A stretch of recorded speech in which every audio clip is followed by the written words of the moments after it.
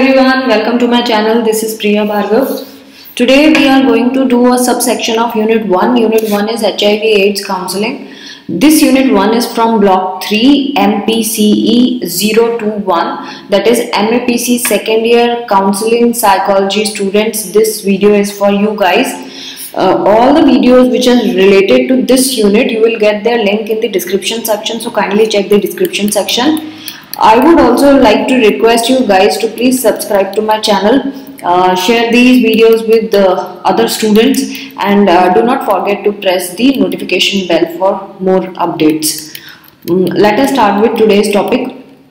As you know, हमने ads क्या है ये पढ़ लिया था, एड्स के सिम्टम्स क्या हैं ये पढ़ लिया था, और आज हम डायग्नोसिस कैसे होता है ये जानेंगे और इसके बारे में मिसकंसेप्शंस क्या है वो जानेंगे, और इसका प्रिवेलेंस कितना है, यानी कहाँ कितना फैला हुआ है ये पूरी ऑल ओवर वर्ल्ड में, ये भी हम पता लगाएंगे। जैसे कि आप देख रहे हैं यहाँ पे पिंक हाईलाइट है, इसका मतलब है कि ये ऑलरेडी एग्जाम में आ चुका है और आगे भी आने की कंप्लीट चांसेस हैं। तो let us start with today's topic, diagnosis of AIDS HIV। AIDS HIV का पता कैसे चलता है कि किसी को HIV एड्स है? सबसे पहली चीज जो HIV टेस्टिंग में हम चेक करते हैं वो ये कि क्या उस इंसान के अंदर उस HIV वायरस के अगेंस्ट एंटीबॉडीज बन गए हैं। अगर HIV के अगेंस्ट बॉडी में एंटीबॉडीज हमें डिटेक्ट हो जाते हैं, ये प्रूफ होता है कि उस इंसान को HIV है या HIV पॉजिटिव है वो। दूसरी चीज जो हम फाइंड आउट कर सकते हैं वो हम जेनेटिक मटेरियल, उस वायरस का जेनेटिक मटेरियल में DNA और RNA हो सकता है। तो DNA या RNA में से कुछ भी उस वायरस का हमें मिल जाए ब्लड में या किसी और बॉडी के सैंपल में, तो ये भी डिटेक्ट करता है कि HIV पॉजिटिव है वो पर्सन। जब ओरिजिनल, जैसे कि हमने प्रीवियस वीडियो अगर आपने देखा होगा, इसका फर्स्ट वीडियो, तो उसमें मैंने विंडो पीरियड के बारे में बात की थी। तो विंडो पीरियड होता है कि जब इंसान को HIV इन्फेक्शन हुआ है एंड देन कब उसके एंटीबॉडीज डिटेक्ट होने शुरू हुए हैं। तो इन दोनों के बीच का जो टाइम होता है इन्फेक्शन का एक्चुअली बॉडी में आना एंड दूसरा उसके अगेंस्ट एंटीबॉडीज का बन जाना बॉडी में, तो इन दोनों चीज़ों के बीच का जो पीरियड होता है उसको हम विंडो पीरियड कहते हैं। तो विंडो पीरियड जो होता है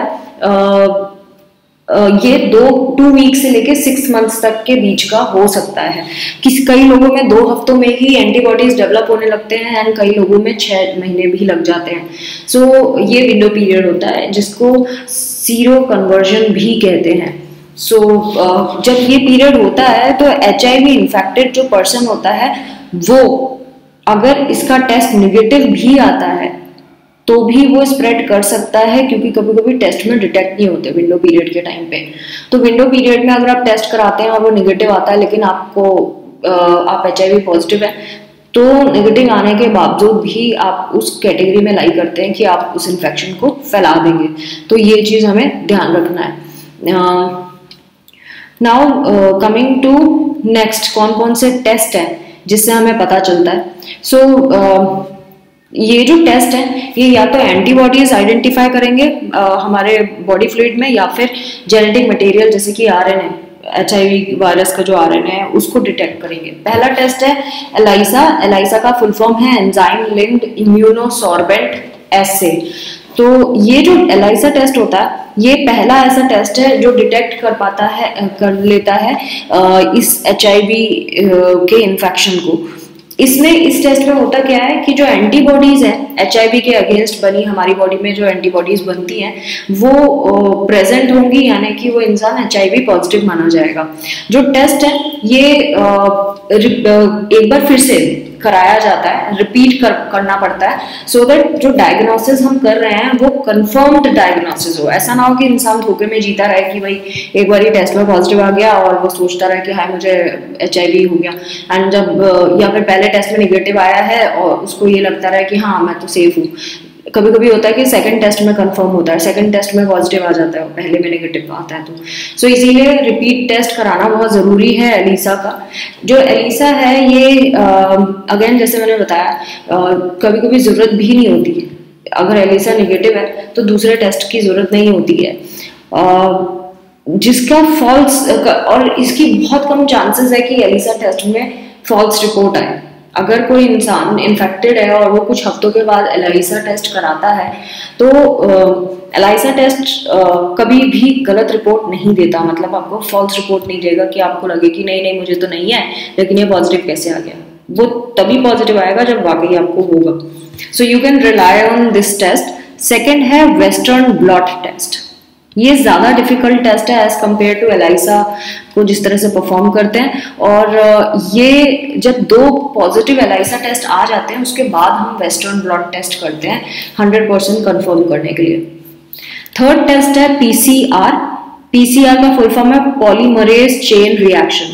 पीसीआर जो टेस्ट होता है ये या तो आरएनए एचआईवी का उसको मिल जाता है या फिर डीएनए एचआईवी का मिल जाता है। कहाँ मिलता है? WBC सेल्स में। जो हमारे बॉडी में वाइट ब्लड सेल्स है वो अगर वायरस से इन्फेक्टेड है तो वो WBC जो सेल है, वाइट ब्लड सेल्स हैं, उनके अंदर हमें इस वायरस का आरएनए या डीएनए मिल जाता है। ये बहुत ज़्यादा फ्रीक्वेंटली करने वाले टेस्ट नहीं है पीसीआर टेस्ट, क्योंकि इसमें टेक्निकल स्किल चाहिए और ये बहुत महंगा टेस्ट भी होता है।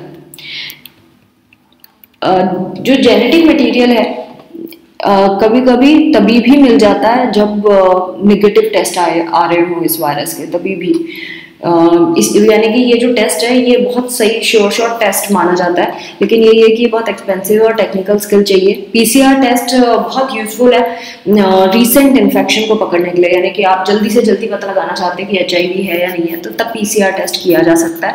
और उसमें एंटीबॉडीज अगर मिल जाती हैं तो हम कह देंगे कि वो पॉजिटिव है। और ये एक और चीज़ के लिए टेस्ट होता है। पीसीआर टेस्ट सिर्फ एचआईवी इन्फेक्शन को ही टेस्ट करने के लिए नहीं बनता, लेकिन ये इसीलिए भी यूज होता है जब हम कोई ब्लड डोनेशन या ऑर्गन डोनेशन किया जाता है तो उनको स्क्रीन करने के लिए भी किया जाता है कि एचआईवी, कहीं इस बंदे को एचआईवी तो नहीं था। सो जनरली अगर हम इन टेस्ट को, जो हमने ये 3 टेस्ट देखे हैं, वेस्टर्न ब्लॉट, पीसीआर, एलिसा, ये तीनों टेस्ट जो हैं ये जनरली किए जाते हैं 6 वीक्स में, 3 मंथ्स में एंड 6 मंथ्स में एक्सपोजर के बाद। नाउ कमिंग टू मिसकंसेप्शन, क्या क्या हम गलत सोचते हैं एचआईवी एड्स के बारे में। लोगों को कुछ अनरियलिस्टिक फियर्स होते हैं। अनरियलिस्टिक फियर मतलब जो सच नहीं है उस बात का डर रहता है कि जो एड्स है वो आसानी से फैल जाता है अगर आप एड्स से इन्फेक्टेड पर्सन से हैंडशेक कर ले, या फिर आप वो इन्फेक्टेड पर्सन छींक दे आपके ऊपर, या आप उसके बर्तन यूज कर लें। तो it is not like that. इन चीज़ों से एचआईवी एड्स नहीं फैलता। एक और जो मिसकंसेप्शन लोग मानते हैं वो ये कि जो हेटेरोसेक्सुअल होते हैं, मतलब जिनके बहुत सारे सेक्सुअल पार्टनर होते हैं, वो ये एक मूर्खता करते हैं। क्या करते हैं मूर्खता? कि वो ये समझते हैं कि बहुत सारे पार्टनर्स के होने से नहीं होता, एक्चुअली ये तब होता है जब ड्रग आईवी फ्लूइड के थ्रू चढ़ा दिया गया है, या फिर बाइसेक्सुअल इंसान या फिर गे के साथ सेक्सुअल रिलेशंस होंगे तभी होगा। वो ऐसा सोचते हैं। उनको ये लगता है कि किसी फीमेल के साथ करने से नहीं होगा, लेकिन अगर उन्होंने सेम सेक्स वाले पार्टनर के साथ कर दिया तो होता है। ऐसा सोच के वो करते हैं। और दूसरा उनके दिमाग में रहता है कि आईवी ड्रग्स मतलब इंट्रावीनस अगर ड्रग चढ़ाया है तो होता है। वो अंडर एस्टिमेट करते हैं इस प्रोबेबिलिटी को कि सेक्सुअल पार्टनर जो उनका है, हो सकता है उसने इंट्रावीनस ड्रग्स लिए हो या उसने अनप्रोटेक्टेड सेक्स किया हो उस इंसान के साथ जिसको ऑलरेडी इन्फेक्शन था। तो जो एड्स है ये भी एक था। और एक और जो मिसकंसेप्शन है, इनको ये लगता है कि जिसको एड्स है उसको बहुत सीवियर विजिबल सिम्टम्स होंगे, यानी हमें देख के ही पता चल जाएगा कि उसको एड्स है, जबकि ऐसा नहीं होता। जिनको एचआईवी इन्फेक्टेड लोग होते हैं वो कई सालों तक बिल्कुल नॉर्मल हेल्दी लाइफ जीते हैं और उनमें कोई सिम्टम नहीं होता, इसीलिए वो जल्दी से पकड़ाई में भी नहीं आते हैं। तो ऐसा भी होता है। नाउ मिथ्स के बारे में बात करें कि एचआईवी एड्स के बारे में मिथ क्या है और फैक्ट क्या है।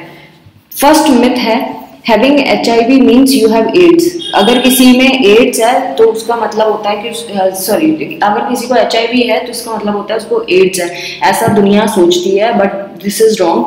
HIV का होना मतलब कि बॉडी में एक वायरस है जो आपके इम्यून सिस्टम को डिस्ट्रॉय कर रहा है। कौन से इम्यून सेल्स को? CD4 सेल्स को डिस्ट्रॉय कर रहा है, जो हमारे बीमारियों से लड़ने वाले सेल हैं। और राइट मेडिसिन अगर इंसान को दी जाए तो उसको कोई इन्फेक्शन नहीं होगा, जो अपॉर्चुनिस्टिक इन्फेक्शंस हैं वो उसको नहीं होंगे। तो कभी भी HIV का इन्फेक्शन एड्स में चेंज होने की प्रोबेबिलिटी बहुत कम हो जाती है, ना के बराबर हो जाती है, और वो एक नॉर्मल लाइफ जी सकता है under the advice of doctors. AIDS का डायग्नोसिस होने का मतलब ये होता है, एड्स का फुल फॉर्म एक बार फिर मैं आपको बता दूं, एक्वायर्ड इम्यूनोडेफिशिएंसी सिंड्रोम। इसके डायग्नोस होने का मतलब ये है कि उस इंसान का जो HIV है उसकी वजह से उसके अंदर अपॉर्चुनिस्टिक इन्फेक्शंस आ गए हैं, ऐसे इन्फेक्शंस आ गए हैं। और दूसरा चीज़, उसके अंदर जो CD4 सेल्स है, यानी कि जो इम्यून सिस्टम वाले सेल्स हैं, उनका काउंट 200 से भी कम चला गया है, तब उसको एड्स माना जाता है। तो दोनों HIV and AIDS are two different things. Next myth है HIV AIDS can be acquired through casual contact. ऐसा लोग समझते हैं कि अगर हमने HIV वाले पर्सन को हग कर लिया, उसकी टावल ले ली, उसको उसके बर्तन यूज कर लिए तो हो जाएगा। ऐसा नहीं होता। सच ये है कि इस तरह से नहीं फैलता। इसके फैलने का कारण क्या क्या, किस किस वजह से फैलता है? अनप्रोटेक्टेड सेक्स कर लें आप उसके साथ, या उसकी नीडल को शेयर कर लें, या टैटू, जो अनस्टरलाइज इक्विपमेंट होते हैं उससे टैटू बना ले, तो होता है।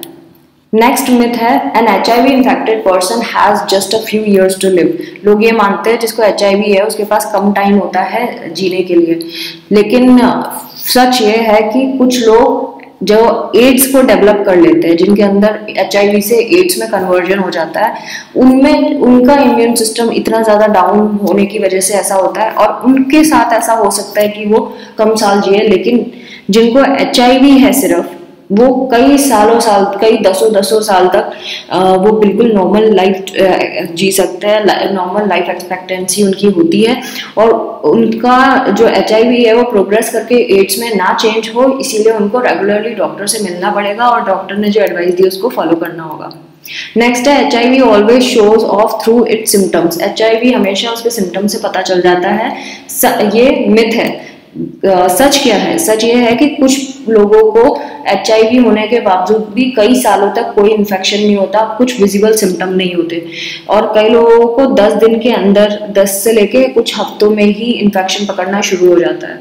तो जो फर्स्ट सिम्टम जिनमें आता है HIV के इन्फेक्शन की वजह से, वो फ्लू जैसा सिम्टम होता है, और मोनोन्यूक्लियोसिस जिसे कहते हैं, जिसमें फीवर आएगा, फटीग सी होगी यानी थकान सी महसूस होगी, रैश होगा और सोर थ्रोट होगा, गला खराब सा रहेगा। तो और लेकिन ये जो सिम्टम्स है ये कुछ हफ्तों में चले जाएंगे, एंड वो इंसान नॉर्मली कई विदाउट सिम्टम्स कई सालों तक रहेगा।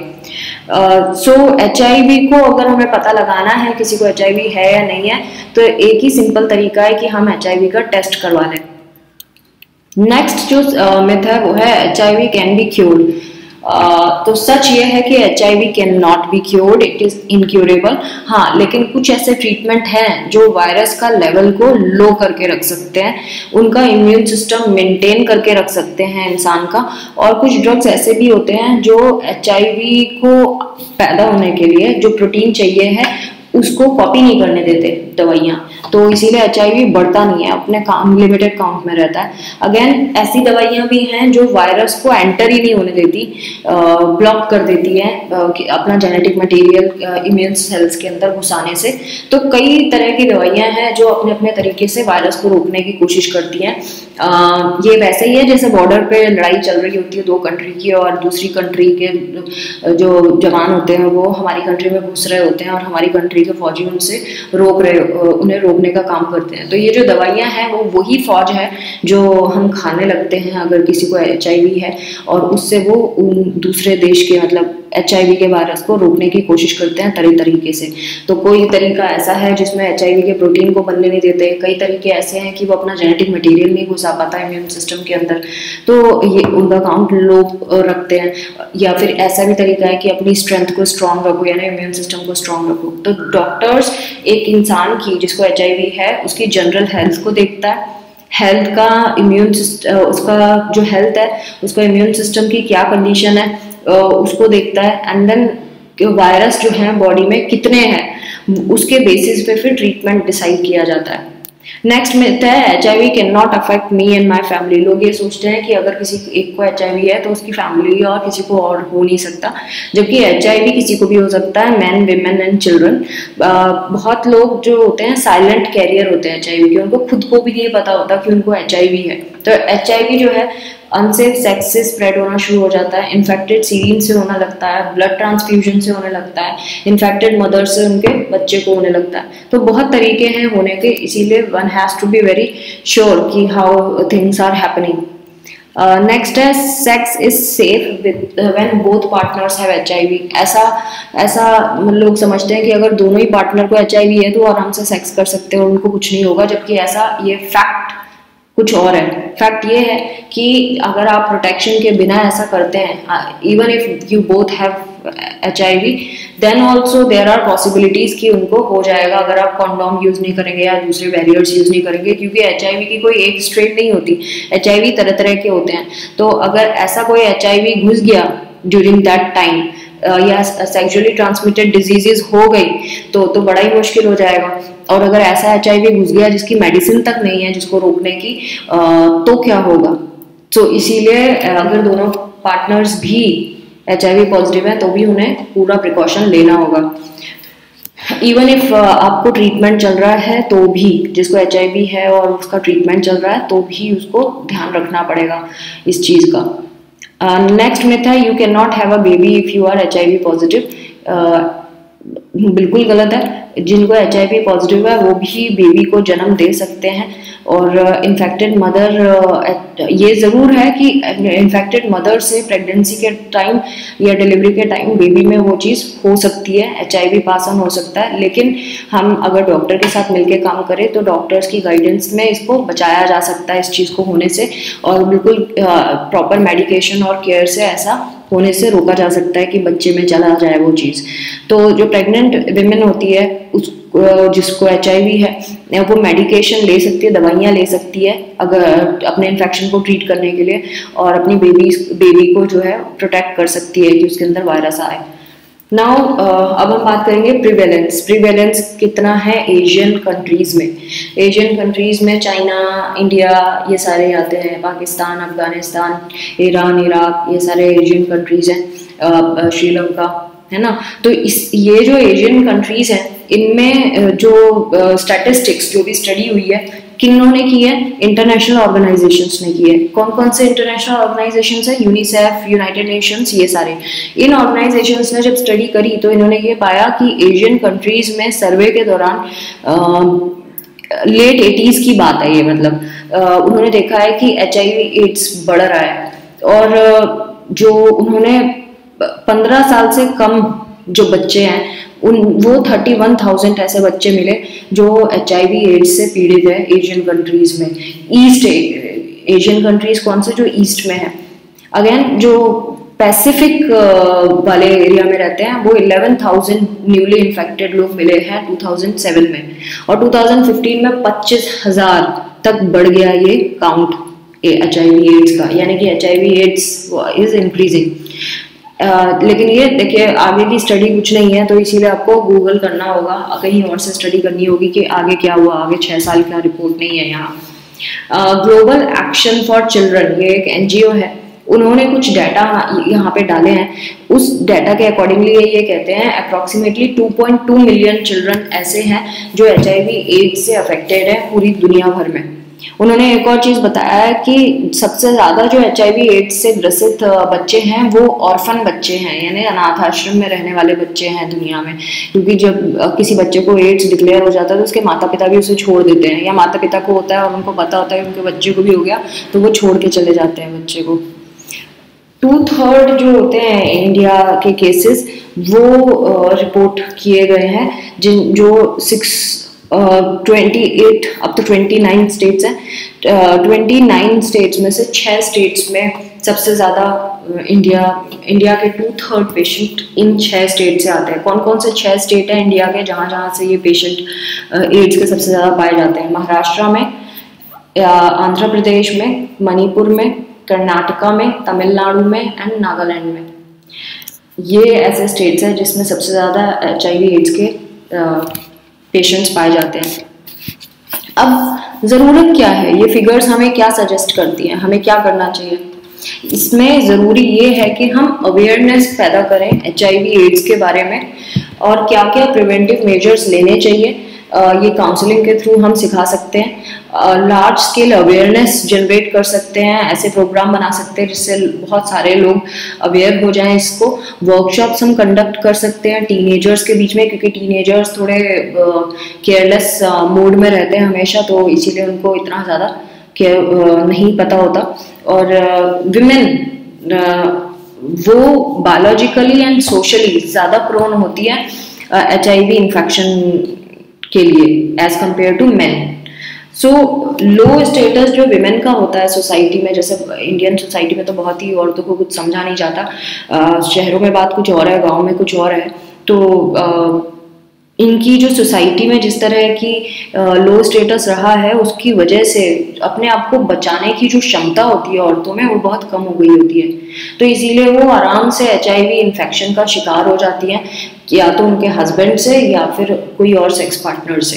तो इसीलिए बहुत ज़रूरी है ऐसी अवेयरनेस फैलाना और सबको जागरूक करना। तो अगर आप लोग कोई इवेंट्स करते रहते हैं तो ज़रूर एड्स के बारे में कुछ एक आध चीज़ बता दें लोगों को, सो दैट मैक्सिमम लोगों तक ये बात पहुंच जाए। ये हमारी एक मॉरल रिस्पॉन्सिबिलिटी एंड ड्यूटी है। ये तो हम पढ़ ही रहे हैं। वैसे तो मैं इग्नू के स्टूडेंट्स और जो UPSC वगैरह दे रहे हैं उनके लिए ये वीडियो बनाती हूँ, बट हाँ मैं एक इस फिलेंथ्रॉपी में भी बहुत बिलीव करती हूँ। सो इसीलिए मैं चाहती हूँ कि अगर आपको इस मेरे वीडियो से अवेयरनेस मिल रही है, आपको नॉलेज मिल रही है, तो प्लीज़ इसको स्प्रेड करें। जिसको समझा सकते हैं, जहाँ जहाँ आपको अपॉर्चुनिटी मिलती है तो ये काम ज़रूर करें। हाउएवर अभी तो कोरोना है, कोरोना की अवेयरनेस बहुत ज़रूरी है, but corona is again a viral infection. So viral infection के ऑलमोस्ट कुछ सिम्टम्स कॉमन होते हैं। जस्ट जहां आप अपनी नॉलेज स्प्रेड कर सकते हैं ज़रूर करें। सो आई होप आपको ये वीडियो पसंद आया होगा। मैंने यहाँ 3 टॉपिक्स कवर किए। डायग्नोसिस कैसे होता है एड्स का, फिर उसके मिसकंसेप्शन क्या है वो बताया, एंड देन उसकी प्रिवेलेंस के बारे में बात करी। अगर आपको ये वीडियो यूजफुल लगते हैं तो सब्सक्राइब करें मेरे चैनल को, शेयर करें मेरे वीडियोस को, ज़्यादा से ज़्यादा स्टूडेंट तक पहुंचाएं, और नोटिफिकेशन बेल प्रेस करना ना भूलें, क्योंकि मैं इमीडिएटली कभी भी लाइव सेशंस करती हूँ, क्योंकि टाइम कॉन्स्ट्रेंट की वजह से मेरा कोई फिक्स टाइम नहीं होता। उसको देखते हुए अगर आप नोटिफिकेशन बेल प्रेस कर देंगे तो दोनों चीज़ें हो जाएंगी। एक तो आप मुझे लाइव सेशंस में कैच कर सकते हैं, दूसरा आपकी क्वेरीज जल्दी टाइम से पूरी हो जाएंगी, और तीसरा आपको मेरे वीडियोस जो अपडेट होते हैं रोज़ 10 बजे लॉन्च हो जाते हैं, उनके बारे में भी आपको सबसे पहले पता चल जाएगा। इसी इंटेंशन के साथ आज के लिए बस इतना ही। Take care of yourself, bye bye.